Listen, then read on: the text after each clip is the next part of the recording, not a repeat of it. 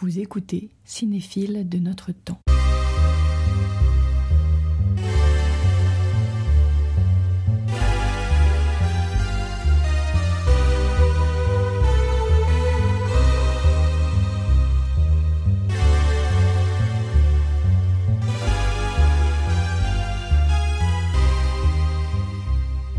Sur les eaux d'un lac, un garçon dit à une fille « C'est un mythe ». « Quoi » demande-t-elle. « L'adolescence, c'est un mythe. » Alors c'est une citation extraite du premier film de David Robert Mitchell, The Myth of the American Sleepover, qui était inédit en France, et qui est passé, je crois, au Smell Like Teen Spirit l'année dernière. Ouais. Voilà. Donc si on voulait ouvrir l'émission par cette citation, c'est parce que j'ai l'impression qu'elle dit pas mal de choses sur les relations que le cinéma et l'adolescence entretiennent, cette idée de mythe, de fantasme, de réalité aussi. Enfin, qu'est-ce que tu penses de tout ça, toi déjà, pour commencer ? Oui, c'est vrai que l'adolescence, pour moi, c'est aussi un terrain de projection. C'est-à-dire que, alors en cinéma, c'est particulièrement vrai. Dans d'autres formes d'art, on pourrait déplacer très légèrement le problème. Mais en tout cas, en cinéma, ce sont toujours des adultes, des créateurs adultes, qui mettent en scène l'adolescence. Il y a peut-être quelques contre-exemples, mais rien qui me vient comme ça à l'esprit. Mais on n'a pas de film réalisé par un adolescent, ou alors dans des formes très marginales. Dans le cinéma expérimental, ça arrive un petit peu. On a des cinéastes expérimentaux qui commencent très jeunes, mais en général, en plus, ils parlent pas forcément eux-mêmes de leur vécu d'adolescence. On va vers autre chose. Donc du coup, on a quand même cette particularité, voilà, d'avoir l'adolescence mise en scène au cinéma comme une sorte de terrain de fantasme, presque de nouvel écran, sur lequel des adultes projettent, que ce soit souvenirs, fantasmes, idées. C'est aussi un véhicule politique assez fort, cette période de l'adolescence. Donc, je pense que c'est peut-être pour ça que, très naturellement, on tend vers une forme de mythologie, on tend vers une représentation, surtout dans le cinéma américain, qui est très codifiée, et la codification, c'est très important pour la construction d'une mythologie. Donc, moi, pour réagir à la citation, je partirais de ça. Je partirais de cette idée qu'il y a déjà naturellement un déplacement entre l'énonciateur et l'énoncié. Qu'on a des films qui peuvent être extrêmement personnels. Celui de David Robert Mitchell, je n'ai pas la garantie, mais il me semble quand même que ça part, lui, d'un vécu, d'un souvenir. Il me semble que c'est tourné pas loin de là où lui-même a grandi. Donc là, on a quelque chose qui est de l'ordre de l'autobiographie, mais c'est quand même fait à au moins 15 ans, intervalle entre lui, son vécu, et le moment où il fait le film. Et c'est souvent le cas. Donc déjà ça, je trouve ça intéressant. Si on déplace vers la littérature, vers la poésie, quelqu'un comme Rimbaud, par exemple, il décrit ce moment-là quand il est dedans. Donc on est dans quelque chose de très différent. Donc c'est ça qui est assez fascinant dans le cinéma, c'est qu'il y a une approche qui est quasiment d'emblée celle du souvenir, de la mélancolie, de la nostalgie. Et donc presque du fantasme, quoi. Voilà, c'est ça. C'est qu'on est rarement dans quelque chose qui est de l'ordre du très concret. En tout cas, tout le monde le cherche pas, ou d'une autre manière. Si on va carrément vers quelqu'un qui s'est mis à filmer de plus en plus tard des adolescents comme Bresson, la figure de l'adolescent, elle est récurrente chez lui, mais elle devient quasiment systématique et omniprésente vraiment vers la fin, notamment dans Le Diable probablement. Et là, du coup, on a quelqu'un qui a, quand il fait le film, il a presque 80 ans, je pense. Donc là, on a un monsieur très âgé qui parle d'une jeunesse très contemporaine. En plus, le film est extrêmement contemporain, sur la fin des années 70, sur le contexte. Et là, il y a un déplacement qui je trouve absolument fascinant, parce qu'on a presque l'impression d'un anthropologue qui filme un territoire inconnu, quoi. Mais c'est hyper beau aussi, c'est hyper beau. Et on va y revenir au cours de l'entretien, mais est-ce que toi, tu t'y retrouves dans ce fantasme ? Personnellement, je sais pas. Moi, j'ai un rapport assez particulier à mon adolescence. Je pense que comme tout le monde, c'était un moment formateur, et en même temps, moi, j'ai pas de regrets de mon adolescence. J'étais très frustré de beaucoup de choses que je pouvais pas faire, comme tout le monde aussi. Mais voilà. Donc j'ai pas de nostalgie par rapport à ça. J'entends parfois des gens dire le lycée, c'était vraiment les meilleures années de nos vies. Ça me fait toujours bondir quand j'entends ça. Donc je me retrouve pas forcément dans cet aspect nostalgique d'Éden perdu ou je sais pas quoi. Mais le décalage m'intéresse, le fantasmatique m'intéresse, la mythologie m'intéresse, parce que tout ça, c'est des puissances du faux, et le cinéma, c'est quand même, je trouve, souvent fascinant pour ça, pour cette célébration du faux. Et puis aussi parce que c'est des personnages qui ont une intensité émotionnelle qui est quand même assez fascinante. Enfin, tu peux te permettre de mettre en scène des personnages adolescents avec des réactions aussi fortes, alors que en déplaçant le truc sur des adultes, parfois ce serait un peu plus compliqué. Il y a des cinéastes qui y arrivent, que ce soit Linklater quand il fait Everybody Wants Some, qui est un film qu'on avait aussi montré hors les murs à l'Archipel il y a quelques années. Là, c'est très bizarre parce que déjà, les acteurs sont vraiment beaucoup plus vieux que les personnages qu'ils interprètent, mais pas comme c'était le cas dans les années 80-90 où une actrice de 25 ans jouait parfois une adolescente de 15, 16, 17, 18 ans. Là, c'est vraiment volontairement bizarre. Ils ont des physiques d'adultes de 30 ans pour certains, et ils jouent des gens qui viennent de rentrer à la fac. Donc il y a un décalage d'entrée qui est juste et extrêmement perturbant, et qui du coup fait que voilà, on joue sur des émotions adolescentes avec des corps adultes très matures, et c'est très perturbant pour le spectateur, on l'accepte presque pas. C'est ce qui fait que le film est, je trouve, particulièrement étrange et fascinant. Et même quelqu'un comme Lynch, j'imagine qu'on en reparlera peut-être après, c'est quelqu'un qui a une manière de filmer très émotionnelle, très dans l'affect, et ça, parfois ça passe par une rencontre avec les figures de l'adolescence, mais souvent, je pense que c'est aussi lié à lui, son approche émotionnelle du monde. Et je pense que c'est aussi pour ça que... Enfin, moi, je sais que c'était le cas, mais que Lynch, en tout cas pour un jeune cinéphile, c'est toujours quelque chose de très important. Parce que je pense qu'il a un monde émotionnel qui est connecté à ça aussi. Et puis qui est aussi traversé par ces questions de nostalgie. Quelle que soit la manière dont on approche son œuvre, on se rend compte que la période de l'adolescence, de la jeunesse, elle a aussi quelque chose de très important chez lui. Donc oui, voilà, ça m'intéresse pour toutes ces raisons-là.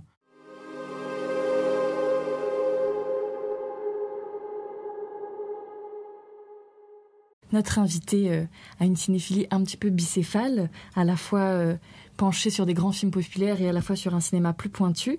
Tu es membre du Viewing Committee du Festival de Locarno et programmateur adjoint au Grand Action, l'une des plus vieilles salles art et essai de Paris. Et dans ce cinéma, tu as cofondé le festival Smells Like Teen Spirit, un festival qui aura lieu fin octobre, du 30 octobre au 3 novembre de cette année, qui est dédié au teen movie, au film de teen movie, qu'on vous conseille tous. Et enfin, tu as tourné dans un film de Quentin Papapietro, Enfumé, une comédie musicale autoproduite sur notre génération désillusionnée qui propose à tous comme solution miracle « Enfumons-nous ». Donc on trouve assez merveilleux, ça pourrait être le titre d'un film.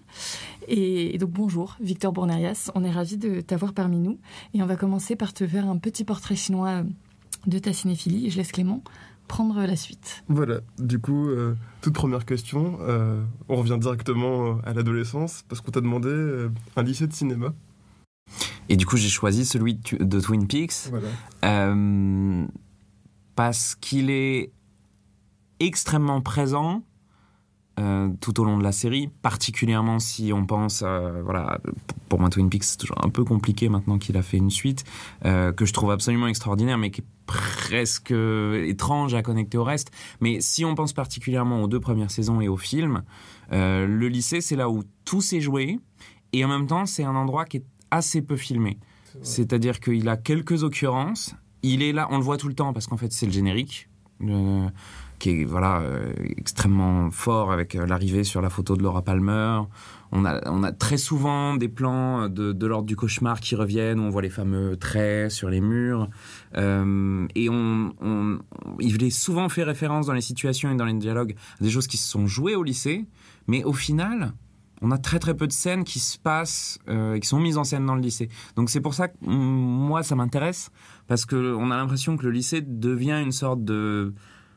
presque avec comme son système de lodge, de black lodge, de white lodge, il y aurait aussi le lycée qui serait une autre caisse de résonance auquel le spectateur n'a pas accès, mais où une partie des conflits et des névroses auraient eu leur origine. Et voilà, et on sait que beaucoup de choses qui arrivent dans l'univers de Twin Peaks partent de là, mais on n'a pas forcément assisté à la naissance. Donc c'est en ça que je le trouve assez fascinant. Et parce que ça dit beaucoup de choses sur ce que c'est aussi qu'un lycée, que l'école, que la période de l'adolescence, d'une manière bien sûr très, très emphatique chez Lynch. Mais je pense qu'on se retrouve tous dans cette question-là de l'école comme une source un microcosme, un lieu de déclencheur, un lieu de conflit, et en même temps un lieu de rencontre, des premiers amours. Et tout ça, il le dit en le filmant pas, quasiment. Mais moi, je le trouve justement assez anonymisé, dans le sens où on le voit pas et on n'en voit que des bouts. Moi, je me souviens de la scène dans les toilettes où il y a cette magnifique actrice, Audrey. Et j'ai ce souvenir-là et le souvenir dans la classe où on apprend que Laura est morte. Mais sinon, on n'a pas le souvenir. En fait, il est hyper banal. On en a. Et en même temps, du coup, il y a aussi tous ces plans qui reviennent sur des travelling dans les couloirs du lycée vide où on voit les casiers et où on voit ce truc. Alors, je sais plus, parce que j'ai lu il y a pas longtemps que le lycée dans lequel ça avait été filmé devait être détruit ou venait d'être détruit. Et j'ai pas su, du coup, si... parce qu'apparemment, il y avait toujours les fameuses lignes, ces espèces de lignes très, très étranges dans un zigzag rouge. Et j'ai pas su si c'est quelque chose qu'ils avaient trouvé ou qu'ils avaient peint sur le lycée et que le lycée avait gardé parce que c'était cool.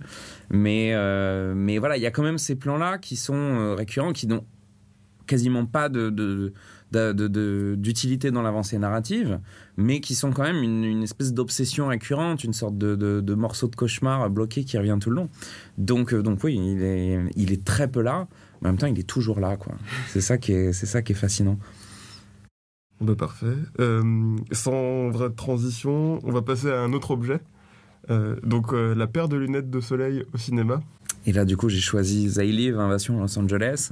J'ai pensé répondre au personnage, je ne sais plus le nom de l'acteur, mais à Breakfast Club. Je me suis dit, juste après Twin Peaks, mais ça fait trop on pouvait quand même parler d'autre chose. Et puis quand même, les lunettes de soleil, c'est toujours un objet de cinéma presque quasiment hors d'écran. C'est vrai que la star de cinéma porte des lunettes de soleil, mais pour moi, il n'y a pas de paire de lunettes de soleil plus fascinante que celle du film de Carpenter. On a tous envie de les parce voir. Que soudainement, oui, alors moi je sais pas si j'aimerais. Pas vraiment. Même, hein, c'est très angoissant comme idée. Mais il y a ce truc que les lunettes de soleil, souvent ça sert à dissimuler le visage, soit à cacher des marques. Enfin, tout de suite, c'est un objet qui mythifie un peu la personne qui les porte. Et là, il inverse complètement le truc. Avec une idée de scénario quand même complètement incongrue et incroyable. Et les lunettes de soleil servent à démythifier le monde qui entoure le porteur. Et c'est quand même, je trouve, une espèce d'inversion sémantique de l'objet assez fascinante. Ce qui fait que quand on regarde des pubs, il y a marqué en très gros consommé.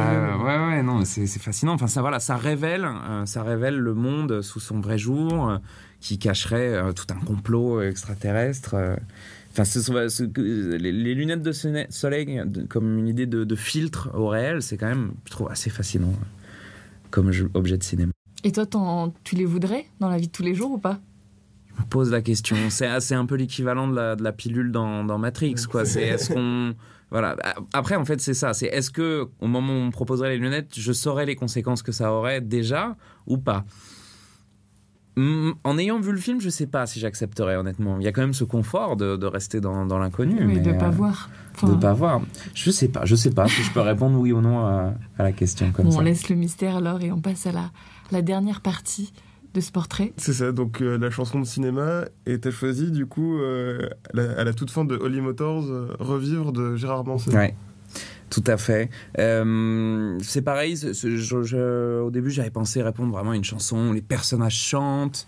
On attendait ça de toi. Ouais, j'avais pensé peut-être évoquer Paul Vecchiali, dont j'adore les films, il y a toujours des chansons absolument merveilleuses. Mais je me suis souvenu quand même de la première fois où j'ai vu Holly Motors de Carax. Et c'est vrai que Gérard Manset, pour moi, c'était un chanteur que je connaissais assez mal et j'aimais pas forcément énormément ce que j'avais entendu. Mais en effet, voilà, cette scène vers la fin du film où on a la chanson qui arrive, qui a une sonorité, alors en plus voilà, j'ai réécouté la chanson Elle est assez derrière. étrange. Elle est quelque part, extrêmement hein. étrange. Il y a une sonorité très très spectrale. Et la façon même de dire les mots. Oui, il y a une faire diction, rentrer, il y a une poésie dans le langage qui est extrêmement particulière, qui colle particulièrement bien au film. Et moi, j'étais convaincu que c'était quelque chose qui avait été travaillé pour le film, mais pas du tout. La chanson, elle est telle quelle. Alors que, en le découvrant, je me disais, mais qu'est-ce que c'est que cette chose ? Parce qu'en plus, on a cette sensation très très rare. D'avoir quelque chose dont on a vraiment l'impression que la musique sort du film, quoi. C'est tellement en symbiose l'image et le son à ce moment-là que ça ne peut pas ne pas avoir été pensé ensemble. Et en fait, bah non, ça existe, c'était là et c'est juste un très beau choix, comme souvent ça arrive en fait. Les choses les plus fortes sont parfois des espèces de hasards de rencontres assez incroyable. Et donc voilà, c'est pour ça que je l'ai choisi, parce que c'est un moment extrêmement marquant du film. Et en plus, moi j'adore, je suis aussi quelqu'un qui écoute énormément de musique, et j'adore découvrir de la musique dans un film, je trouve ça toujours génial.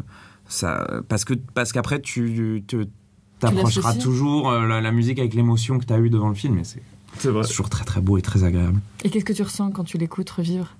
Bah, je me souviens toujours du film. Et en même temps, je pense que si j'avais découvert la chanson sans le film, j'aurais été juste frappé par son incroyable tristesse et noirceur. Et en même temps, en passant par le film de Carax, il y a presque, je dis bien presque, une forme de joie dans la chanson, en fait. Une sorte de manière comme une complainte, quoi, un espèce de truc où on met tellement en scène le malheur qu'en fait, on a presque une forme de plaisir à faire sortir ce malheur, et je trouve ça quand même très très beau. Et je sais pas si j'aurais approché la chanson de cette manière-là sans l'avoir associée au film et à tout son parcours labyrinthique qui voilà joue aussi beaucoup avec ce genre d'émotions très fortes.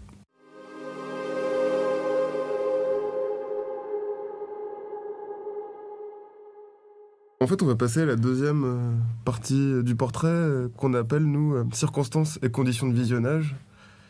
Et la première question à laquelle on a pensé pour toi, c'est vraiment le lieu, en fait. Est-ce que un lieu, donc que ce soit la salle de cinéma ou autre chose, influe sur ta façon de voir les films, en fait Et tu nous as répondu, bien sûr. Bah, se développer un petit peu. Oui, parce que, forcément, pour moi, un film n'aura jamais sa pleine puissance s'il n'est pas vu sur grand écran, dans une salle de cinéma. Après, il faut pas non plus dire n'importe quoi. Il y a salle de cinéma et salle de cinéma. Et je pense que chaque film peut avoir sa place aussi. Il y a des films qui ont parfois besoin d'être vus dans des grandes salles, avec une très bonne chaîne de son. Et il y a des films qu'on pourra toujours voir mal assis, sur des petites salles avec un projecteur pas très bien réglé, et c'est pas très grave. Donc il y a aussi, voilà, moi je suis pas toujours un adepte du bigger is better. Je trouve qu'il y a des films qu'on n'a pas besoin de voir dans des salles de 600 places avec un écran de 15 mètres de base. Ils atteignent leur pleine puissance n'importe où, alors qu'il y a des films qui ont besoin de ce côté un peu feu d'artifice.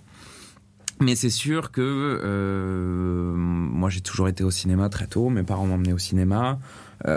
Après, j'ai pas grandi à Paris, donc j'avais un cinéma en centre-ville. Donc j'ai aussi beaucoup vu de choses à la télévision, avec des cassettes, puis après avec Internet.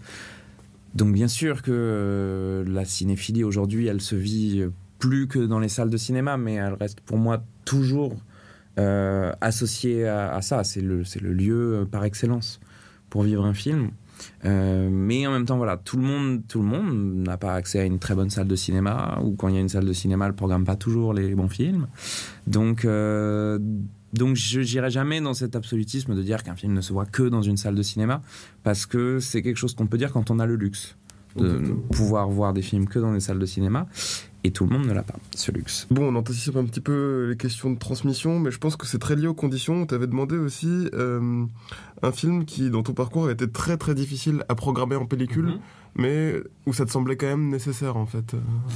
Oui, et je crois que j'en ai nommé deux. Exactement. Du coup, parce que j'aime bien toujours répondre à deux aspects. Oui, il y a Nuro's Hotel d'Abel Ferrara et Saint-Cyr de Patricia Mazui. Et dans les deux cas, j'ai répondu ça parce que Ça n'a pas non plus été des batailles impossibles pour trouver les copies. Il faut savoir qu'en fait, au niveau du Grand Action, on a quand même un budget qui fait que naturellement, je ne peux pas aller chercher une copie en archive, en cinémathèque ou à l'étranger. En fait, on pourrait pas se permettre de projeter des copies comme ça parce que souvent elles coûtent cher, il y a des frais de transport et voilà, nous les copies qu'on montre en Grand Action, les copies pellicules, c'est les copies pellicules qu'on arrive encore à trouver auprès des distributeurs, parfois auprès du cinéaste ou du producteur directement, s'ils ne demandent pas des prix extrêmement conséquents.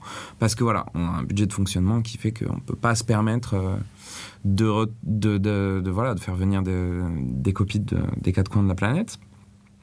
Donc, c'est rare quand même que... en fait, très vite, moi, quand je programme, c'est je peux l'avoir ou je peux pas. Et si je peux pas... de manière facile, c'est-à-dire si je peux pas trouver une copie en France, je vais pas chercher plus loin. Donc c'est pas du tout la même chose que quand la Cinémathèque programme, où là, en effet, le but c'est d'aller trouver une copie où elle peut être trouvée, et là, ça peut prendre extrêmement de temps, de remonter les chaînes d'ayants droit, de contacter les producteurs d'époque ou non, ou les gens qui s'occupent de... Là, voilà, ça c'est en effet un travail extrêmement fastidieux, mais que moi, j'entreprends pas par rapport au Grand Action. Donc les deux films que j'ai choisis, c'est pas tant la difficulté qu'on a à trouver les copies que j'ai l'impression, la difficulté que ces films-là ont eu à être montrés. Parce que pour moi, Ferrara, c'est toujours un cinéaste dont on se souvient quasiment des 3 mêmes films. Alors que pour moi, Neuros Hotel, qui est un film complètement accidenté, je crois que c'est Christopher Walken ou Willem Dafoe qui considère que le film est toujours pas terminé et qu'il attend toujours qu'il termine le film. Voilà, c'est un truc, c'est une période où Ferrara était un cinéaste extrêmement compliqué, je pense, mais en même temps, c'est un film que je trouve absolument fascinant, absolument incroyable. Et la pellicule, la copie, je l'avais trouvée chez un distributeur, et je pense que c'est la seule fois où j'ai entendu parler de ce distributeur. Je sais même pas si c'est le distributeur qui avait sorti le film à l'époque. Ça avait été déjà une sortie assez compliquée, assez confidentielle. Et voilà, c'était juste un distributeur qui avait la copie dans son couloir, dans son bureau à côté des Champs-Élysées. Et la fois où j'ai eu besoin du film pour le projeter en présence d'Abel Ferrara, il m'avait répondu tout de suite, on l'avait eu, il n'y avait pas de problème. Quelques années après, j'avais voulu le reprogrammer, ça avait été un peu plus long de le contacter, de machin, de trucs.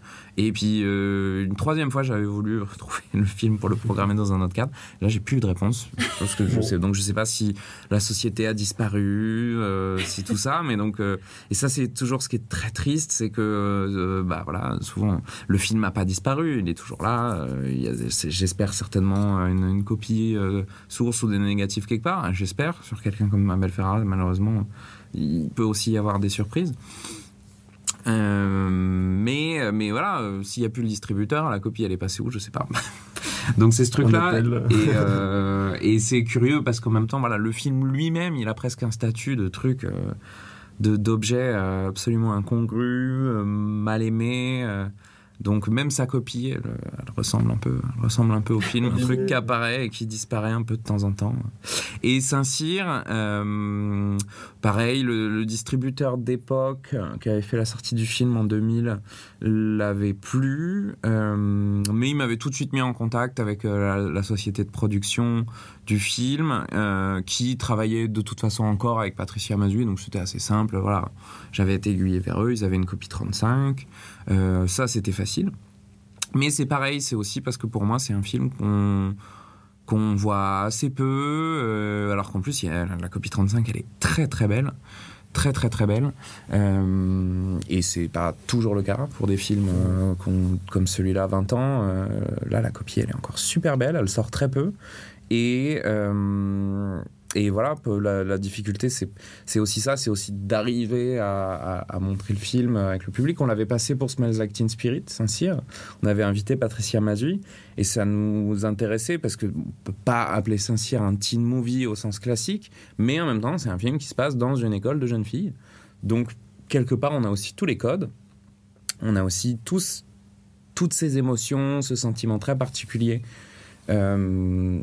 et en même temps, on a aussi voilà, un film de Patricia Mazui, donc une certaine force dans la mise en scène, une certaine certaine approche extrêmement particulière du jeu. Là, pour le coup, on a quand même, pour une fois, un film où les adolescents sont joués par des vrais adolescents.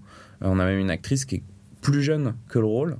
Et ça, c'est extrêmement curieux. Et elles sont toutes absolument incroyables, face à Huppert en plus, ce qui est quand même quelque chose. Et voilà, et pour moi là, c'est un peu comme faire Arras, toujours un cinéaste adulé pour une poignée de films. Patricia Mazuy, c'est le contraire. Pour moi, c'est quelqu'un qui a fait quasiment que des films extraordinaires, mais dont on parle jamais assez. Et pourtant, pour moi, c'est sûrement une des cinéastes en activité aujourd'hui les plus importantes en France, quoi. Et Saint-Cyr, c'est un film. Il y a son dernier film, je comprends qu'on trouve ça étrange, qu'on se pose des questions. C'est un film hyper bizarre, c'est un film qui tente des trucs un peu ingrats que je trouve fascinants, mais ça va vachement gratter, quoi, à des endroits qui sont assez inconfortables, je pense, pour les spectateurs. Pourtant, Saint-Cyr, pour moi, c'est une espèce de fresque historique. C'est un grand film populaire. Et voilà, pour moi, c'est un film qui peut être montré à tout le monde et qui aurait pu très bien marcher. Donc. Et son dernier film, c'est Paul Sanchez est revenu. Qui est sorti maintenant il y a... pas cet été, mais ouais, l'été d'avant, c'est ça, 2018. Ouais. Avec des choses bizarres, ouais. La musique de John Cale. Ouais, qui est déjà sur Saint-Cyr. Ah ouais, déjà sur Saint-Cyr, ouais. Alors, est-ce que Saint-Cyr, c'était la première fois où ils bossaient ensemble ? Je crois que c'était leur première collaboration. Et comme pour Paul Sanchez, la musique de Saint-Cyr est incroyable. Incroyable parce qu'en plus, du coup, ça prend complètement le contre-pied. En général, un film 18e siècle en France, on va se taper le best-of de la musique baroque. Non pas que j'aime pas ça, mais on l'a déjà entendu. Et du coup, cette idée d'aller chercher John Cale et d'avoir une sorte de bande-son, une sorte de rock un peu épique et en même temps un peu atmosphérique... C'est fascinant, je trouve. Sur un film comme ça, c'est fascinant. Dernière question. Oui, c'est ça. Toujours sur la pellicule, son importance encore aujourd'hui quand même. Donc on t'a demandé aussi, pour toi, selon toi, le film à voir en pellicule par excellence. Liberté la nuit de Philippe Garrel. On fait bien les choses parce qu'il y a une petite rétrospective à la Cinémathèque. J'y ai même pas pensé. Et en plus... J'ai pas le catalogue en tête, mais je me demande s'il est pas projeté en numérique à la Cinémathèque, parce que Philippe Garrel, ça a très longtemps été quelqu'un, je pense qu'il tourne encore en pellicule et il voit encore les films au montage en pellicule, mais pendant très longtemps, il voulait même pas faire numériser ses anciens films. Et je crois quand même, voilà. Aujourd'hui, s'il veut qu'il soit diffusé correctement, il en avait besoin, donc il a fini par le faire. Mais il y a quelques années, quand on montrait n'importe quel film de Philippe Garrel, on faisait toujours sortir une copie de ces films qui sont d'ailleurs stockés ici à la Cinémathèque. Et voilà, et c'était toujours la copie 35 mm et il voulait pas entendre parler de la numérisation. Et aujourd'hui, il finit par le faire. Donc, j'ai jamais vu le film en numérique. Donc, je peux même pas dire je choisis ce film-là parce que je sais que c'est vraiment pas beau et c'est pas le même film en numérique. J'ai choisi Liberté la nuit principalement parce que c'est un de mes films préférés de lui. Mais j'aurais pu choisir à peu près n'importe quel film de cette période-là, du début des années 80, parce que c'est un moment où il fait des films avec son savoir-faire de toute sa période underground, où on est dans un cinéma très plastique, très visuel, où la photographie, souvent en noir et blanc, est en général assez exceptionnelle. Enfin, pour des films qui sont faits avec peu d'argent, je trouve que c'est des films qu'on devrait systématiquement montrer dans toutes les écoles de cinéma, quoi, parce que sur l'image, sur la photo, c'est d'une richesse, alors que c'est fait avec rien du tout, c'est incroyable. Et donc là, il arrive sur sa période, ce qu'on appelle, en tout cas sa première période narrative, avec ce savoir-faire, et soudainement, il se met à filmer, par contre, des scénarios, des histoires d'amour tragiques, comme dans le cas de Liberté la nuit, mais avec, du coup, un sens de la photo et une sensualité dans l'image qui est incroyable, et qui est, pour moi, intimement liée à la pellicule, également dans la projection, parce qu'il y a une vibration, surtout dans Liberté la nuit, qui est un film qui se passe en bord de mer, alors que c'est en noir et blanc, donc on a cet effet de reflet... très particulier de la mer qui vibre comme la pellicule. Et donc, du coup, ça, à la projection, ça rend de manière incroyable, surtout ce plan de fin où le personnage se fait tuer face à la mer. Spoiler. Ouais, désolé. Oh, c'est pas Bon, très grave. je sais pas si beaucoup de gens aiment pas, enfin voilà, se plaignent d'être spoilés des films de Philippe Garrel. Je pense que ça va. S'il y en a, Désolé. tant mieux pour eux et désolé, mais du coup je suis content de découvrir qu'il y en a. Mais voilà, il y a des choses de cet ordre-là dans L'Enfant Secret, où en plus, je crois, dans L'Enfant Secret, il a tourné quelques scènes avec un appareil lumière. Donc là, c'est pareil, on a en plus cette espèce de rythme très mécanique. Et ça, c'est vraiment incroyable quand c'est projeté en 35 mm. Mais du coup, encore une fois, j'ai pas vu les DCP qui existent de ces films. Donc ça se trouve, les DCP, j'espère, sont très bien faits et on perd pas ce truc-là. Mais j'ai du mal à croire qu'on perdra pas un tout petit peu quand même.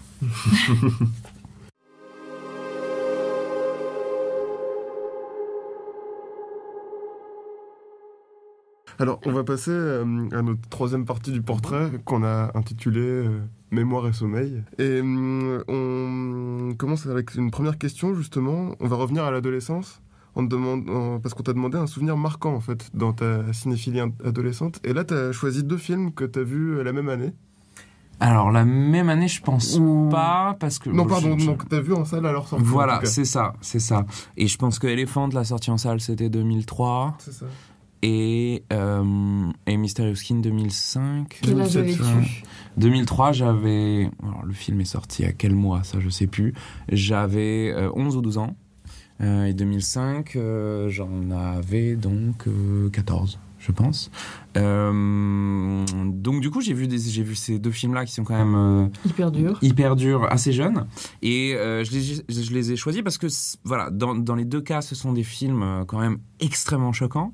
Donc, qui m'ont marqué aussi pour ça, parce que ça m'a imprimé en tant que spectateur. Pour recaler, Elephant, donc ça parle de... On est dans un lycée américain où il va se passer une fusillade, un peu la préparation. Et dans Mysterious Skin, c'est 2 adolescents au passé un peu troublé, quoi. Voilà, qui ont carrément été victimes d'abus sexuels de la part de leur... C'est quoi ? C'est leur prof de sport, coach de baseball. C'est ça.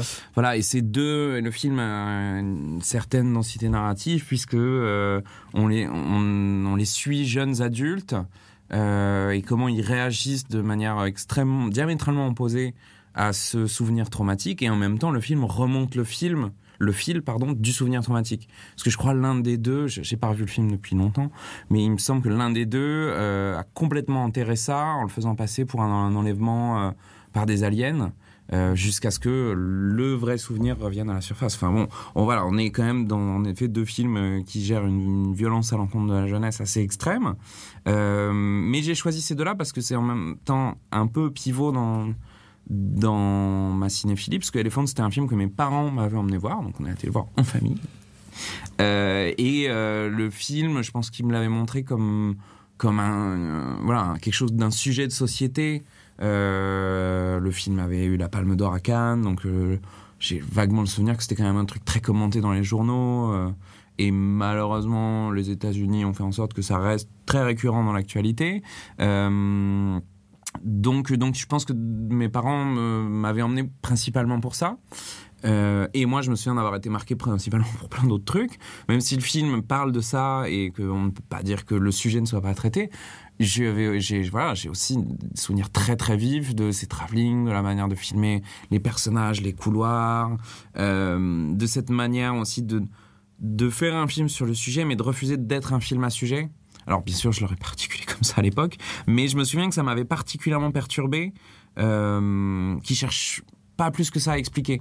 C'est-à-dire qu'il filme les tueurs comme une force brute, et il donne 2 petits trucs. On comprend qu'ils ont une sexualité, un rapport à l'homosexualité qui est peut-être douloureux, puisqu'on les voit à un moment s'embrasser sous la douche, et en même temps, ça n'a pas d'autre incidence dans leur vie. Donc est-ce que c'est des gens qui vivent ça mal, qui peuvent pas le vivre ouvertement, et qui donc ont quelque chose qui part de ça, et on en voit un jouer à un jeu vidéo à un moment, mais c'est quand même 2 choses qui n'expliquent rien, et je sais même pas si lui les a mis là de manière à trouver, à argumenter. Enfin voilà, je me souviens que ça m'avait vraiment intrigué, quoi, d'avoir un film qui se place dans la mise en scène de l'événement, mais qui cherche pas forcément à dire le pour, le contre, l'argument, le contre-argumentaire, enfin qui cherche pas à régler ça comme si c'était un problème de maths. Et en fait,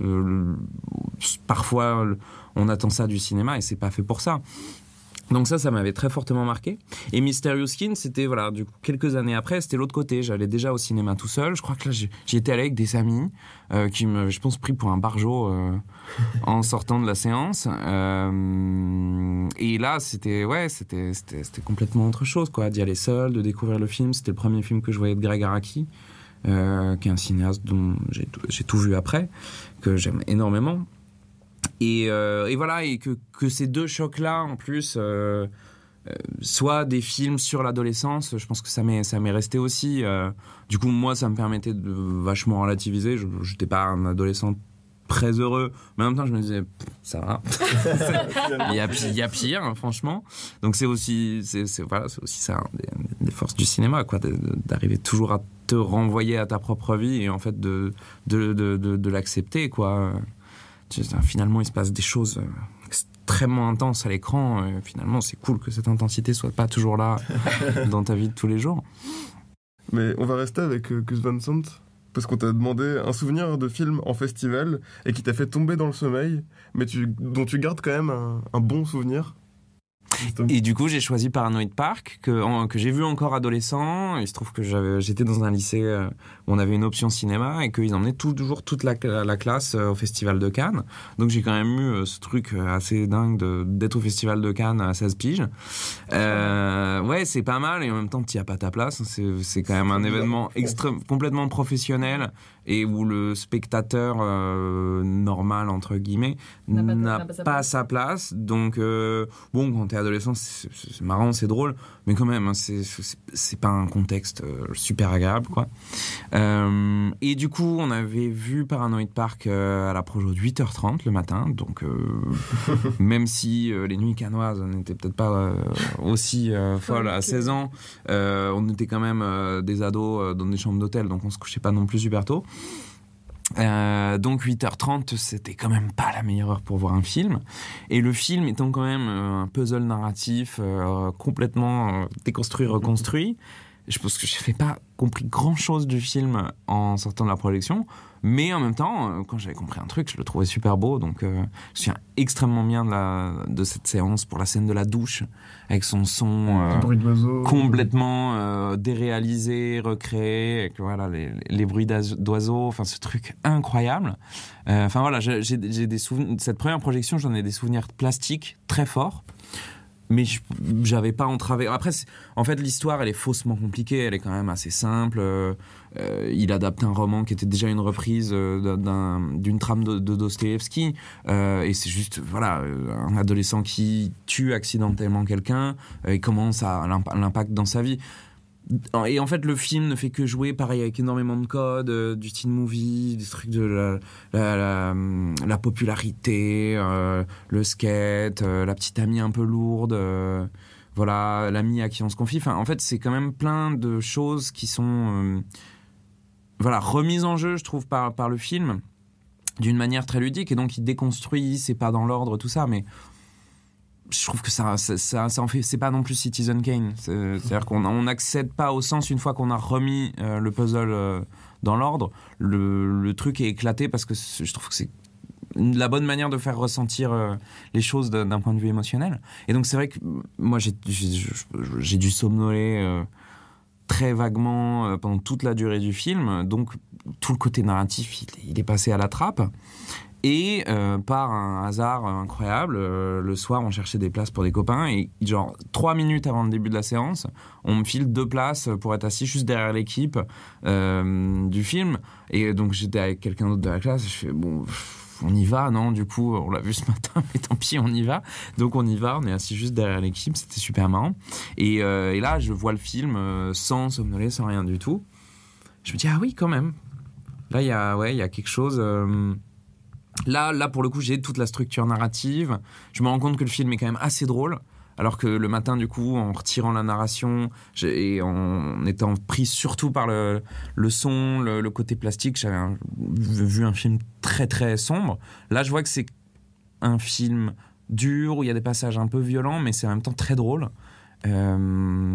Et voilà, c'était très drôle d'avoir ces deux visions dans la journée. Et on a repassé le film l'an dernier, et je l'avais pas revu depuis. Et 10 ans après, c'est pareil, des fois aussi le souvenir qu'on a d'un film versus le film tel qu'il est aussi. Donc réactualiser comme ça un peu son rapport au film, c'est toujours très curieux. Pareil, là, c'est là où j'ai vraiment vu le côté presque théorique du rapport au teen movie, de mettre tous les clichés quasiment possibles et en même temps du coup de les évacuer dans le système narratif, de voir que c'est pas juste un film sur l'adolescence, c'est presque aussi un film sur le teen movie en tant que genre. Et ça c'était pareil, une troisième manière de découvrir le film qui était assez curieuse. Et la musique et le son, incroyable, ouais. Ça fait partie de ces films qui pourraient presque être entendus en coupant l'image. C'est incroyable. Il y a toute une variété de chansons qui sont à la fois des choses très adolescentes, du punk hardcore, du Elliott Smith, du Elliott Smith, des choses extrêmement, des choses que des personnages de cet âge-là écouteraient. Et en même temps, il y a un travail sur les soundscapes. Il y a une composition de Danny Elfman. Ça va dans tous les sens. Il y a une réutilisation de BO de Nino Rota pour Fellini, c'est très bizarre. Ah non, mais c'est un paysage sonore vraiment. Ouais, pour moi, c'est peut-être un des films sonores les plus fascinants qui soient, quoi. Mais merci pour cette dernière réponse de notre catégorie Mémoire et sommeil.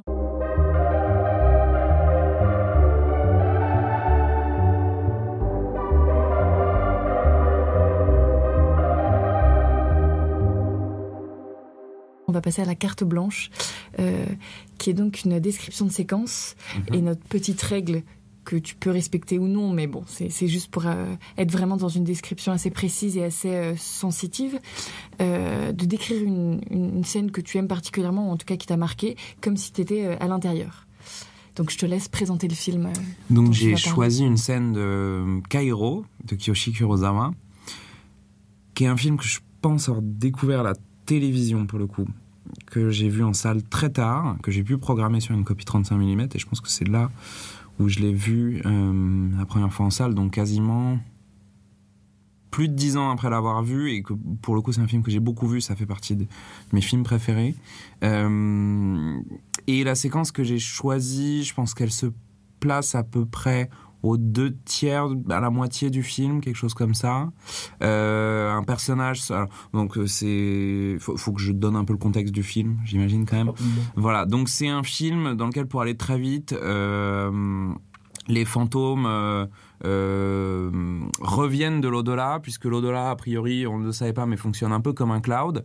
Et en gros, il est saturé, et les fantômes reviennent sur Terre via une sorte de virus informatique. Donc ça se passe dans un Japon contemporain de la fin des années 90. Comme souvent chez Kiyoshi Kurosawa, on est dans un monde qui est déjà fortement en voie de déshumanisation. Ça se passe beaucoup dans des bureaux, des bibliothèques, des grands ensembles, des lieux publics. Et c'est déjà très froid. Et en plus, quand on rajoute les fantômes et que du coup, peu à peu, on vide l'espace des êtres humains, on est dans un truc... spectral. Ouais, voilà, purement spectral. Et il y a tout un rituel pour faire apparaître un fantôme. D'abord, il faut traîner sur une espèce de site internet, de trucs de webcam super bizarres. Alors en plus, à la fin des années 90, j'imagine que, vu que c'était déjà c'était une technologie encore un peu balbutiante, ça devait paraître vraiment extrêmement tordu comme film. Alors qu'aujourd'hui, en 30 secondes, on peut aller sur n'importe quel truc de cam... sur nos téléphones, mais à l'époque ça devait être quand même vraiment zarbi. Et donc une fois qu'on a été sur ce truc, ça nous fait imprimer une sorte de manifeste, et en gros il faut aller condamner une porte avec une bande rouge, et c'est derrière cette porte que le fantôme va se matérialiser physiquement. La scène que j'ai choisie, c'est donc une scène d'apparition. Il y en a plusieurs tout au long du film, mais celle-ci elle est extrêmement traumatique, parce que je la trouve absolument terrifiante. C'est une des scènes qui me fait le plus peur au cinéma. Et c'est ton film préféré. Et c'est mon film préféré. Et en même temps, c'est un film que j'adore, alors que il y a beaucoup de films d'horreur que j'aime, mais je les aime pas forcément parce qu'ils sont des films d'horreur. C'est un film que j'adore parce que je trouve que c'est un film qui utilise le genre pour dire des choses tellement fortes sur le monde, parce que je pense qu'au-delà d'un film d'horreur, c'est un immense film d'amour, et parce que j'ai appris avec ce film, et c'est des trucs qui sont confirmés plus tard dans la carrière de Kurosawa, notamment avec son film qui s'appelle Vers l'autre rive, qu'en fait les fantômes sont pas des monstres. Et déjà dans Kaïro, les fantômes sont pas des monstres, ils tuent, mais ils sont juste le symptôme d'une société qui est elle-même le problème. Et donc ils font très peur dans Kaïro, ils finissent par plus faire peur, notamment dans Vers l'autre rive. Mais c'est pas eux qui sont la force diabolique. Il n'y a pas de force diabolique en fait. C'est ça surtout qui est très fort dans le film. Mais n'empêche que cette scène est absolument terrifiante. Et donc, on a un personnage secondaire qui voit une porte encadrée de rouge. Comme souvent chez Kurosawa, ça se passe dans une sorte de... Là, je pense qu'on c'est à côté de l'immeuble d'un autre personnage. Donc, on doit être vaguement dans une espèce de cour, d'arrière-cour, de trucs bordéliques, d'entrepôts. Mais là, je pense qu'on est plutôt dans des espèces de trucs qui feraient HLM, quoi. Enfin... toujours chez lui, mais particulièrement dans Kaïro, on est toujours dans des grands ensembles, des décors un peu post-industriels. Et donc, il voit une porte encadrée de rouge, et lui, c'est un personnage qui ne sait pas ce que ça signifie, je pense, à ce moment-là du récit. Donc, il ouvre la porte. Il se retrouve dans une sorte de... ça fait très hall de chaufferie, enfin, c'est une pièce toute bétonnée, toute froide, et qui j'imagine doit avoir une espèce d'odeur de renfermé, enfin, il y a quelque chose d'assez fascinant, parce que le film pourrait presque être projeté en odorama, en fait. Enfin, c'est un film qui est tellement dans les glauques, dans les verres, qui devrait avoir une sorte d'odeur un peu rance assez fascinante, et particulièrement cette pièce. Et en fait, au fond de cette pièce, il y a une peinture qui est quelque chose qu'on ne revoit pas. D'ailleurs, dans le reste du film, le manifeste qui s'imprime a un côté très graphique, mais c'est quand même de la calligraphie. Les fantômes, eux-mêmes, quand ils disparaissent, laissent des taches au mur. Des taches, on dirait presque que Bacon a fait la direction artistique du film, parce qu'ils ont une espèce de taches glauques, un peu de moisissure noire. Mais là, on est quelque chose... C'est vraiment une peinture, ce qu'ils voient, donc je sais... là j'ai plus le film 100% en tête, mais c'est une peinture rouge, on dirait que quelqu'un s'est fait tuer. Visuellement je vois, mais je sais plus si elle a un sens en fait à ce moment-là. Est-ce qu'elle a une explication narrative? Je suis même pas sûr. Moi en tout cas je l'ai. On parle de fantômes, mais on se rend compte que le sous-sol de la cinémathèque est hanté. C'est pas mal. Non, mais c'est le souvenir de... En fait, le personnage se réfugie, essaye d'aller derrière, et t'as l'impression qu'il se fait... En fait, c'est comme son sang qui se serait étalé. Enfin, moi, je l'ai pris vraiment comme ça, comme... Il y a aucun sang, mais comme s'il était déjà mort, tu vois, donc... et de manière horrible, en plus. De toute façon, le suspense de la scène fait qu'au moment où il passe la porte, en tant que spectateur, c'est un moment du récit où on sait déjà ce qui se passe derrière cette porte. C'est-à-dire qu'on a une avance sur le personnage, donc voilà, la scène, c'est 1 minute de suspense où on sait quand même qu'il a fait une bêtise. On a cette avance-là, et c'est ça qui est fascinant aussi, c'est que la séquence, alors déjà, elle a un découpage absolument incroyable, puisque donc la pièce est une sorte de couloir et la peinture est à l'opposé de la pièce par rapport à la porte d'entrée. Donc il avance vers le fond de la pièce et je pense qu'il y a un champ contre champ où on voit le personnage avancer vers la peinture de dos, et ensuite on a le contre-champ qui filme vers toute l'étendue du couloir, et comme c'est une figure récurrente dans son cinéma, mais c'est particulièrement brillant dans Kaïro, il y a un endroit sombre, il y a un recoin avec un coin d'ombre, et au bout d'un moment, on y voit une forme humaine. Absolument impossible, en tout cas à la première vision du film, de savoir si c'était déjà là et on l'a pas vu parce qu'on regardait pas ça, ou si ça apparaît à un moment. Mais donc voilà, le fantôme apparaît là, et le fantôme va avancer vers le personnage, qui est donc à l'autre bout de la pièce, où il y a une peinture et devant un canapé. Et il y a cette particularité qu'en fait le fantôme est interprété par une danseuse qui fait des mouvements saccadés, extrêmement étranges et extrêmement perturbants. La scène est presque complètement silencieuse, en tout cas dans ce plan-là, dans le plan de l'apparition. Il y a quasiment pas un bruit. Il y a même pas le bruit qui serait peut-être absolument plus terrifiant s'il l'avait mis, qui est que ça a beau être un fantôme, ils sont physiques, donc le sol devrait crisser, surtout que c'est un sol en béton, et qu'elle a des mouvements en plus chaloupés, donc ce serait pas un son de pas régulier, mais un truc un peu achoppé, qui... Heureusement que c'est pas dans la scène, parce que je pense que je pourrais même pas la revoir. Mais donc le fantôme avance silencieusement vers le personnage, et la caméra est placée derrière le personnage qui est derrière le canapé, avec le fantôme qui avance. Le fantôme avance, c'est toujours quasiment silencieux. Je sais même pas s'il y a un petit peu de son peut-être du personnage qui respire, mais je suis même pas sûr de ça. Moi j'ai l'impression que pour moi il a complètement vidé le plan de son. Et au moment où le fantôme est à, je pense, 1 ou 2 mètres du personnage, la caméra fait un travelling vers le bas, donc le long du corps du personnage de victime, et passe sous le canapé, et alors que lui se baisse également, parce qu'il, plutôt que d'essayer de fuir, il a un espèce de réflexe primaire de peur, il se met en boule derrière le canapé, donc la caméra le suit, et soudainement on voit qu'il n'y a plus les pieds du fantôme. Et tout ça est dans le même plan, donc c'est déjà c'est une merveille de mise en scène. Ça te capture dans un point de vue qui est extrêmement malaisant, puisque tu es dans celui d'une victime qui fait un truc débile, comme souvent dans un film d'horreur, mais en même temps ça fait tellement peur, parce que c'est tellement pas habituel comme représentation de la peur, ça ne fait pas de bruit, ça n'est pas particulièrement monstrueux ou difforme, c'est juste une femme qui a une sorte de robe noire extrêmement simple, unie, donc, mais c'est tellement perturbant. Et il y a ce truc donc tu dis, bon, alors elle est où ? Qu'est-ce qui se passe ? Elle a disparu, enfin tout. Et puis, en fait, tu vois, là, ça coupe et tu vois quand même un gros plan du visage de l'acteur qui relève vers... Et tu sais qu'en fait, elle va arriver par-dessus le canapé. En fait, elle a juste... c'est une question de timing. Elle est juste passée par-dessus le canapé. Il n'y a rien d'extraordinaire. Et c'est même pas un jumpscare, c'est ça aussi qui est génial dans la manière dont il fait peur, Kurosawa, c'est qu'on n'est jamais dans les gimmicks habituels, ou quand on est dans un truc un peu habituel, il va toujours trouver une manière de détourner, de le faire autrement dans sa mise en scène. C'est-à-dire que, en fait, on sait déjà qu'on va avoir l'apparition du visage du fantôme par-dessus l'horizon du canapé vu en contre-champ.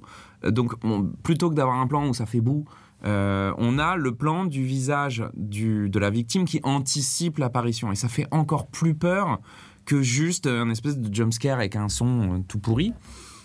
Mais on a ce plan, et là en plus il y a de la musique qui commence. Je pense qu'elle commence de manière peut-être discrète un tout petit peu avant, une fois qu'on ne voit plus les pieds, mais en tout cas ensuite on a le plan en contre-champ du visage du fantôme, et ensuite on a aussi le champ où on a le fantôme de dos qui se baisse sur la victime, et là on a une espèce de musique de chorale extrêmement spectrale qui monte jusqu'à ce que voilà, on coupe, on voit pas ce qui va arriver au type, mais on se doute que il est plus là.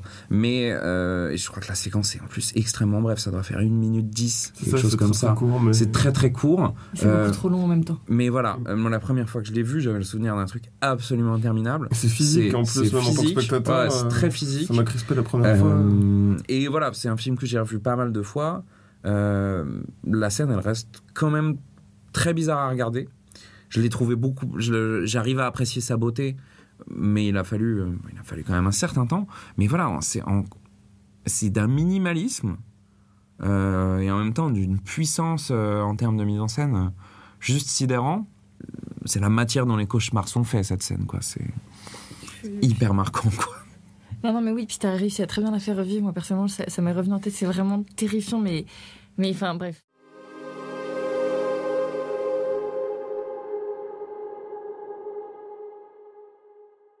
On va passer à un cinéma un peu plus toujours aérien, mais un peu plus doux, enfin un peu plus léger, qui est donc notre section transmission. On t'a demandé s'il y avait un film dont tu avais tant entendu parler et on t'avait tant décrit que tu n'avais pas forcément envie de voir. Et j'ai choisi Gravity, que donc j'ai toujours pas vu. Et en plus c'est marrant, on en a reparlé récemment par rapport à Ad Astra, le film de James Gray. Et non, c'est un film que j'ai pas du tout envie de voir, globalement parce que j'aime pas souvent les films de Cuarón. même si son Harry Potter, c'est peut-être le seul qui est regardable. Et que Tu n'as pas vu Roma? J'ai vu Roma, j'aime pas beaucoup. Et je l'ai vu en salle. Pourtant. Moi aussi, j'ai vu en salle. C'est un autre débat, ça. Donc bon. là, sur cette question de... Parce que là, pour le coup, en ayant vu le film en salle avec une vraie copie 7.1, je me dis, ça doit être vraiment pénible à regarder sur son ordinateur. Et d'ailleurs, on n'aura jamais les chiffres. A priori, si Netflix change pas... Ah, mais combien de gens ont lancé le film et l'ont fini? Moi, Et c'est même pas parce que j'aime pas le film, ça n'a rien à voir avec ce que je pense du film. Fait pour C'est juste que c'est pas un truc qui peut se regarder sur son ordi au casque.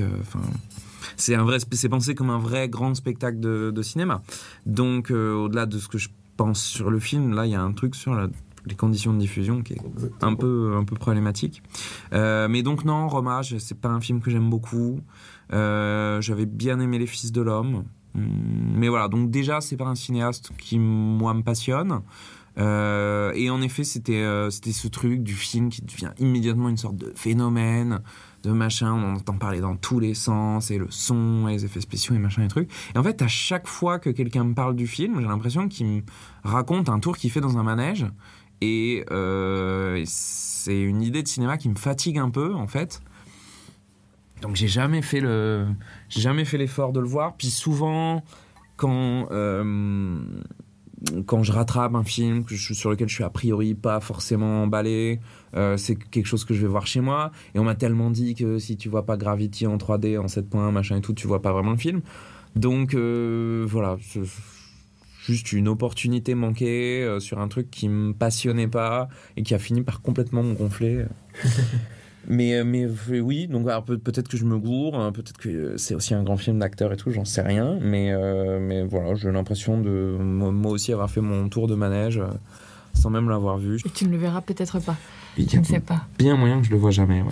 C'est pas grave, on peut pas tout voir de toute façon, mais tu nous parlais de Werner Herzog et notre prochaine question, c'était le film ou les films impossibles à programmer ou à programmer seul, et tu nous as répondu Ennemi intime de Werner Herzog. Ouais, parce que je sais pas si j'aurais pu répondre à impossible à programmer. Après, moi, je suis pas forcément très cinéma bis ou ce genre de choses, donc l'idée de montrer un film juste parce qu'il est mauvais mais rigolo, ça m'attire pas forcément, mais en même temps, c'est un geste de programmation que je comprends complètement et dans lequel je peux me retrouver de temps en temps. Donc, un film impossible à programmer, je sais pas ce que c'est.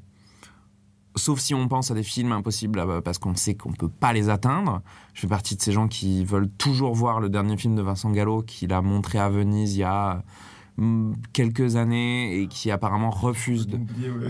c'est Something Written on Water ou Written on Wind, je sais plus exactement quel est le titre. Mais voilà, le film a été montré à Venise. Il s'est fait tellement tracher par la critique qu'il a été vexé comme un pou et qu'il a décidé de pas sortir le film. Ou des distributeurs qui l'ont approché, apparemment, ils demandaient des millions de dollars.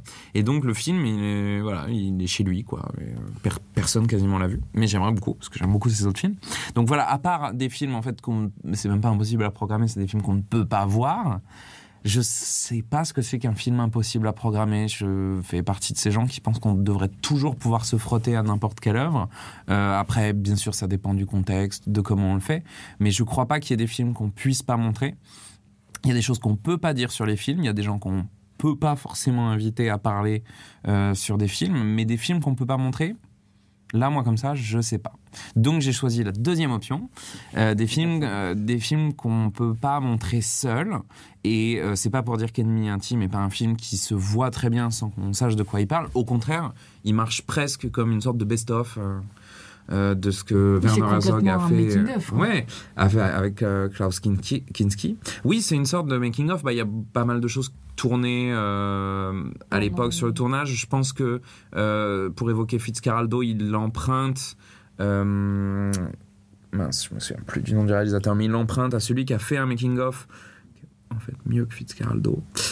J'adore Werner Herzog, mais j'aime pas beaucoup Fitzcarraldo. Mais il y a ce film qui s'appelle Burden of Dreams, qui est donc un documentaire sur le tournage de Fitzcarraldo, et où on voit déjà en fait le conflit, la tension, tout ça. Donc je pense qu'il emprunte pas mal d'images à ça pour évoquer Fitzcarraldo. Et c'est un making-of, mais en même temps, c'est aussi l'évocation d'une amitié artistique, d'une amitié humaine. Ça, je trouve que ça permet aussi... Herzog, c'est toujours aussi, je trouve, un grand metteur en scène de lui-même. Donc ça permet des séquences quand même extrêmement drôles de Herzog qui évoque la jungle, alors qu'il a passé énormément de temps dans la jungle pour y faire ses films, et qu'il en parle d'un endroit comme d'un endroit absolument abominable, qui veut nous tuer, tout ça. Je crois que c'est dans ce film-là où il raconte l'anecdote du type qui a dû s'auto-amputer d'une jambe ou d'un bras suite à une morsure de serpent.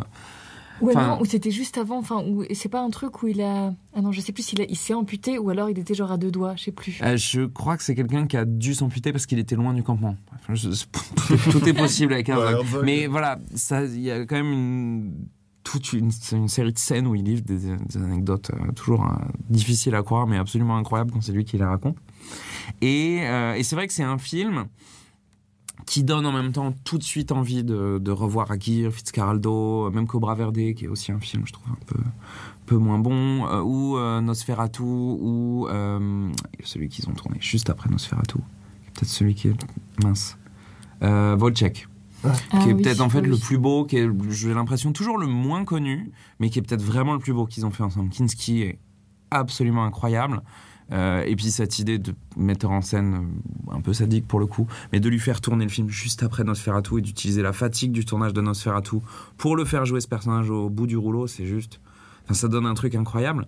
Mais donc tout de suite on a envie de se replonger dans les films. Donc c'est toujours très frustrant de montrer Ennemi intime tout seul. Et voilà, en même temps ça marche comme un résumé, et en même temps c'est aussi une porte d'entrée, donc c'est des objets qui sont toujours un peu complexes à manipuler. Après, à moi, à chaque fois que je l'ai montré, je l'ai toujours montré dans le cadre d'une rétro, quoi. Donc, si on montrait pas tous les films qu'ils ont fait ensemble, on en montrait au moins une poignée. Donc, mais c'est un film. Enfin, voilà, quand quelqu'un veut faire une séance autour d'Herzog, il prend pas ce film-là tout seul. Oui.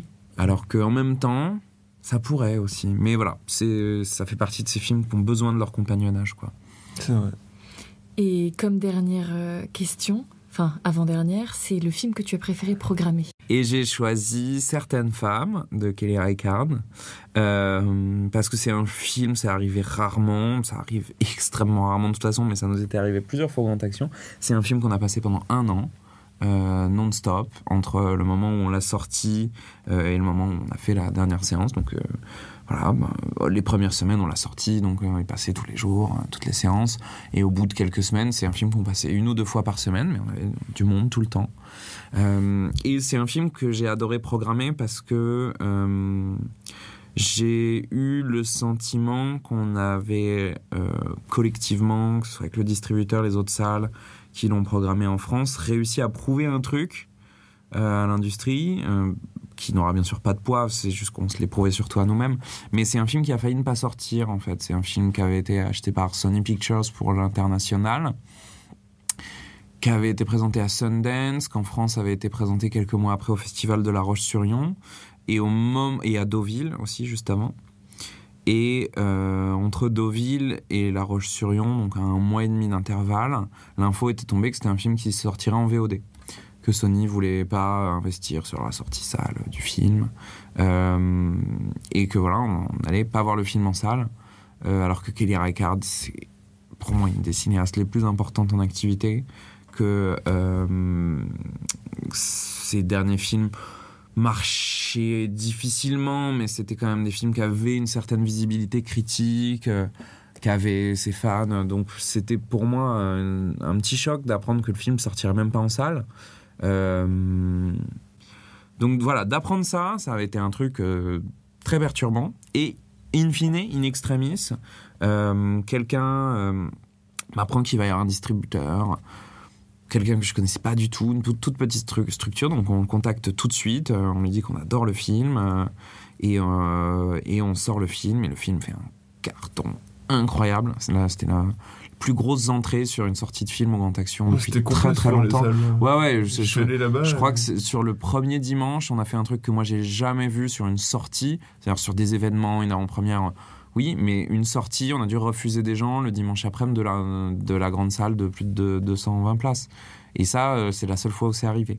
Et voilà, et en plus, on l'a tenu 1 an à l'affiche, et c'est un film extraordinaire, c'est une cinéaste extraordinaire, et c'est un film qui a failli partir dans les limbes, et qui a au final été en plus pour tous les gens qui se sont impliqués, quelque chose qui a été une très bonne affaire. Donc, c'est un rêve de programmation, quelque chose comme ça. Mais c'est malheureusement une exception qui confirme la règle.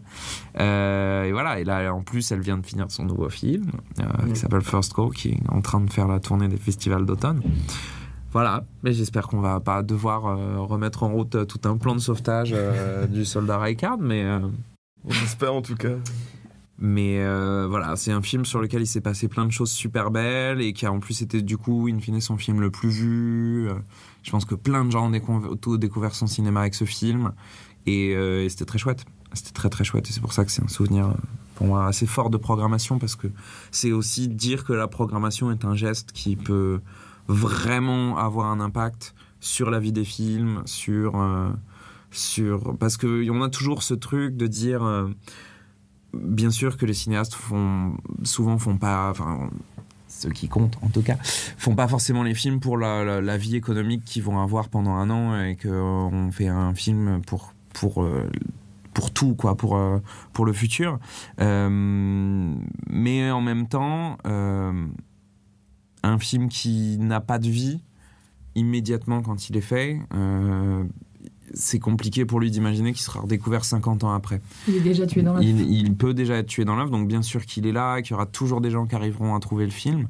Mais je reste convaincu qu'un geste de programmation fort, c'est aussi arriver à installer le film dans l'esprit des gens pour qu'ensuite ils puissent y revenir.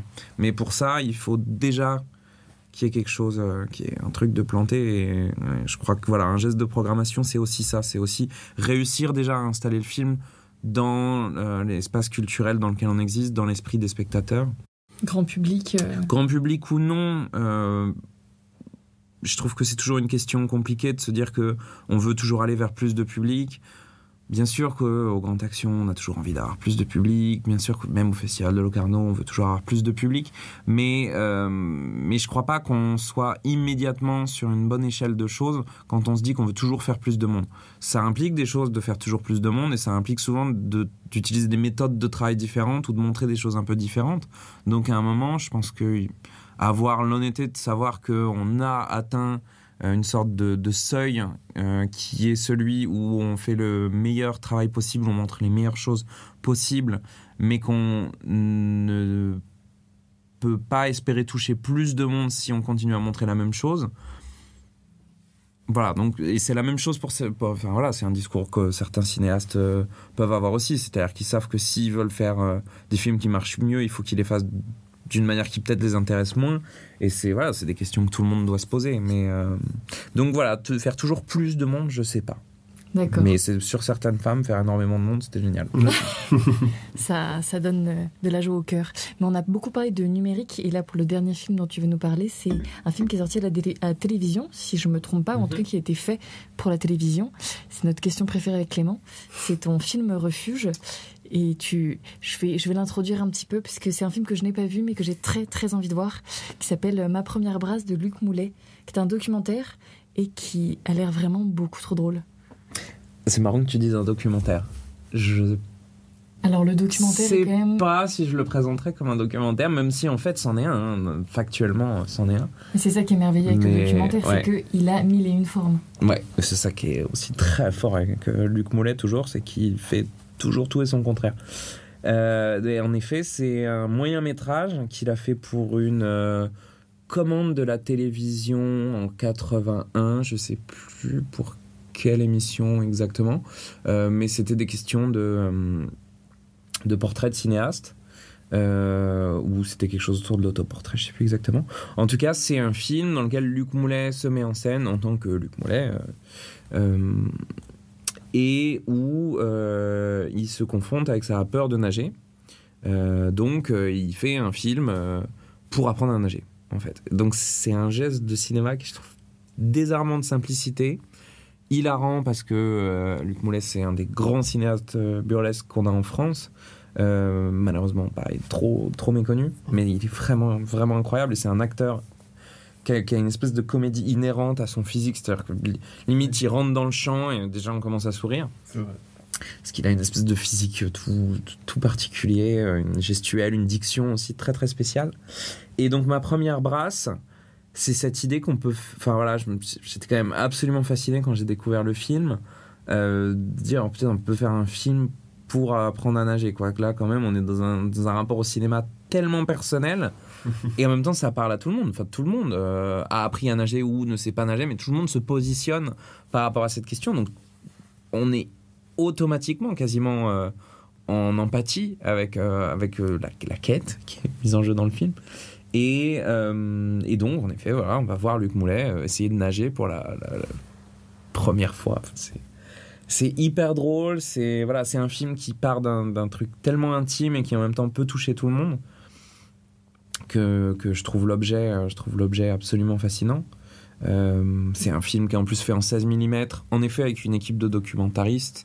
Je crois que c'est Richard Coppens qui fait la photographie, qui était le chef-op de Moulet sur à peu près tous ces films de cette époque-là, qui est ensuite devenu son producteur. Mais donc oui, on est sur une équipe très légère, 16 mm pour la télévision, noir et blanc.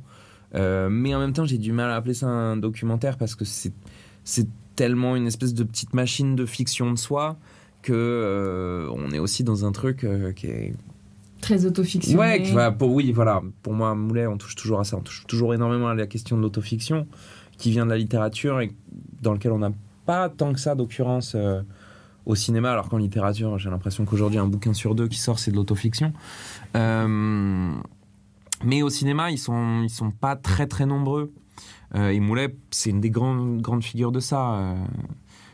Mais Ma Première Brasse, c'est une de ses très très grandes réussites là-dessus. Et puis c'est un film tellement drôle.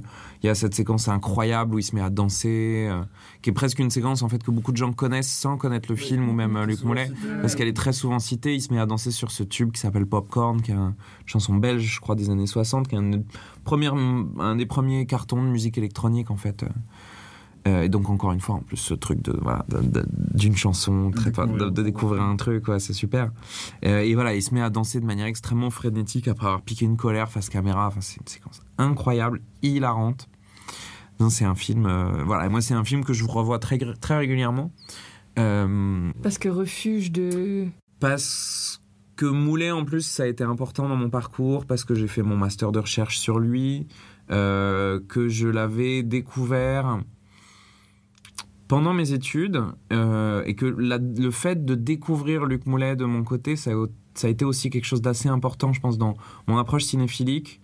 Et c'est vrai que j'ai l'impression d'avoir pas cessé de répéter que c'était des gens qu'on voyait pas assez. Donc c'est vrai que je me suis rendu compte en découvrant Luc Moulet tout seul que voilà, quand on fait des études de cinéma, quand on s'intéresse à l'histoire du cinéma, on pourrait presque dire quand on s'intéresse à l'histoire, il y a toujours une histoire officielle et il y a toujours des laissés pour compte, des gens qu'on met pas forcément dans les bouquins d'histoire.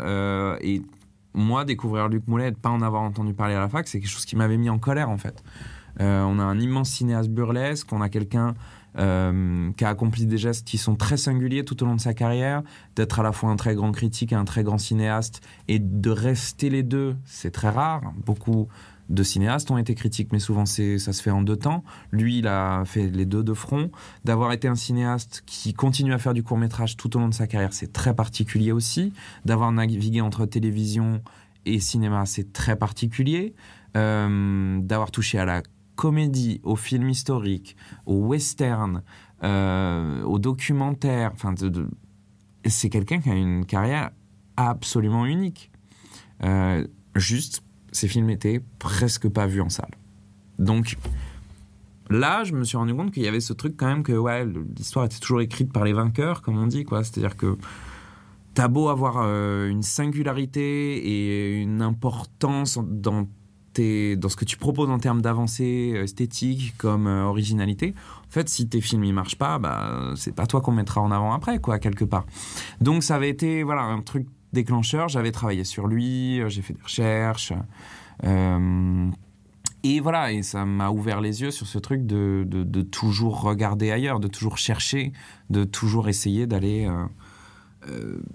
s'intéresser aux marges, quoi, de jamais se contenter de ce qu'on donne comme canon officiel, et de se dire qu'il y a, certes, c'est pas forcément le cas, hein, il y a des grands cinéastes qui font plein d'entrées que j'adore, mais on peut pas se contenter de ça, il faut toujours aller chercher ailleurs. Et donc voilà, ma rencontre avec le cinéma de Luc Mollet, ça a été aussi le déclencheur, je pense, d'une envie par rapport à ça, et particulièrement Ma Première Brasse, qui est une sorte de tout petit diamant noir qui est au centre de l'œuvre, quoi. On est à la fois dans le documentaire, dans le burlesque, dans l'autofiction. C'est un court-métrage, c'est pour la télévision, et en même temps c'est un grand film de cinéma. Donc c'est super pour ça, quoi. Puis en plus, c'est toujours cette question aussi... on parlait tout à l'heure des films de Philippe Garrel, et comme quoi, c'est des films que je trouve qui devraient être très montrés aussi en tant que modèle, quoi. Là, c'est pareil... faire un film comme ça, aussi simple, aussi drôle et en même temps aussi intelligent, avec je sais même plus quel était le budget du film, mais c'était ridicule, c'est toujours ridicule les budgets des films de Luc Mollet, mais le résultat ne l'est pas, et je pense que on peut toujours apprendre des gens comme ça, parce qu'on devrait toujours apprendre à savoir faire moins, à savoir faire plus avec moins, pardon. Ouais. Merci beaucoup, Victor. De rien, merci pour l'invitation. Pour nous avoir parlé de cinéma de manière aussi passionnée durant presque 1 heure et demie. C'est pas vrai. Qu'est-ce que je suis bavard. Et puis on en profite pour remercier quand même la Cinémathèque de nous avoir fait un petit sketch hanté au bon moment, parfait bon moment, puis de nous avoir prêté leur salle son. Merci à Anna Nandico et Gabriel Régnier pour l'illustration et pour la musique. Et puis à bientôt.